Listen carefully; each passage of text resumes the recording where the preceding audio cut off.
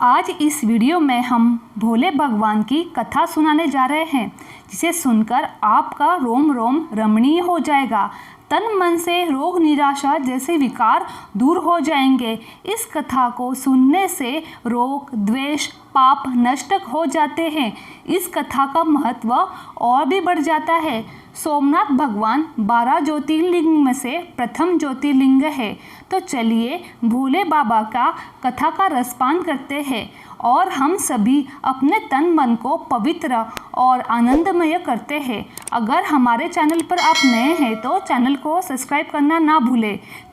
चलो कथा श्रवण करते हैं। भगवान शिव के 12 ज्योतिर्लिंग देश के अलग अलग भागों में स्थित है।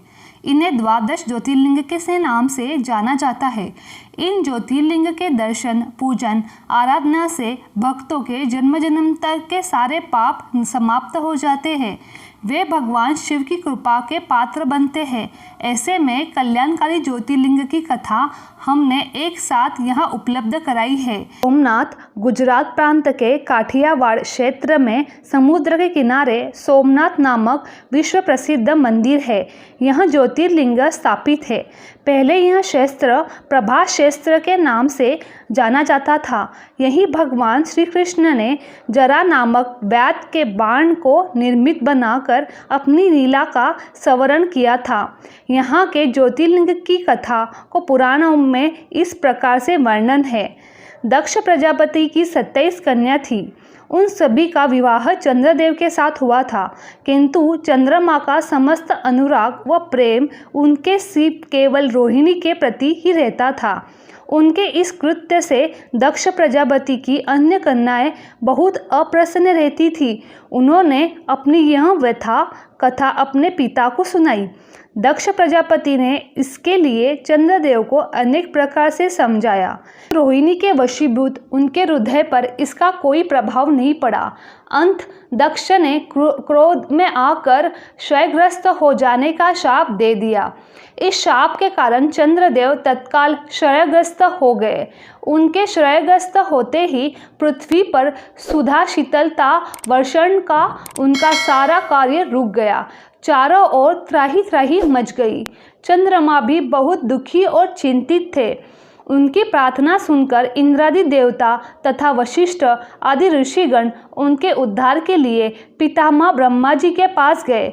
सारी बातों को सुनकर ब्रह्मा जी ने कहा, चंद्रमा अपने शाप विमोचन के लिए अन्य देवता के साथ पवित्र प्रभास क्षेत्र में जाकर मृत्युंजय भगवान शिव की आराधना करे।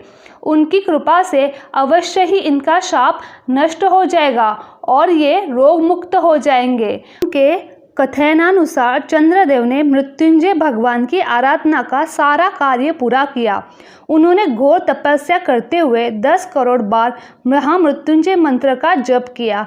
इससे प्रसन्न होकर मृत्युंजय भगवान शिव ने उन्हें अमर तत्व का वरदान प्राप्त किया। उन्होंने कहा, चंद्रदेव तुम शोक न करो, मेरे वर से तुम्हारा शाप मोचन तो हो गया है, लेकिन साथ ही प्रजापति दक्ष के वचनों की भी रक्षा हो जाएगी। कृष्ण पक्ष में प्रतिदिन तुम्हारी एक एक कला क्षीण होगी, किंतु पुनः शुक्ल पक्ष में उसी क्रम से तुम्हारी एक एक कला बढ़ जाया करेगी।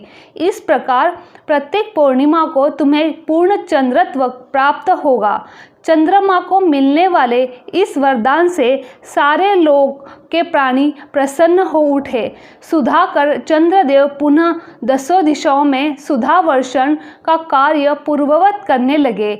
शाप मुक्त होकर चंद्रदेव ने अन्य देवता के साथ मिलकर मृत्युंजय भगवान से प्रार्थना की, आप माता पार्वती के साथ सदा के लिए प्राणों के उद्धारत्वक यहाँ निवास करें। भगवान शिव ने उनकी इस प्रार्थना को स्वीकार करके ज्योतिर्लिंग के रूप में माता पार्वती जी के साथ तभी से यहाँ रहने लगे। पावन प्रभास क्षेत्र में स्थित इस सोमनाथ ज्योतिर्लिंग की महिमा महाभारत, श्री भागवत तथा स्कंद पुराणों में विस्तार से बताई गई है। चंद्रमा का एक नाम सोम भी है। उन्होंने भगवान शिव को ही अपना नाथ स्वामी मानकर यहाँ तपस्या की थी। अंत इस ज्योतिर्लिंग को सोमनाथ कहा जाता है। इसके दर्शन, पूजन, आराधना से भक्तों के जन्म जन्मांतर के सारे पाप दुष्कर्म मिट जाते हैं। वे भगवान शिव और माता पार्वती की अक्षय कृपा के पात्र बन जाते हैं।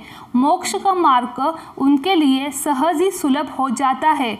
उनके लौकिक परलौकिक सारे कृत्य सत्यमेव सफल हो जाते हैं।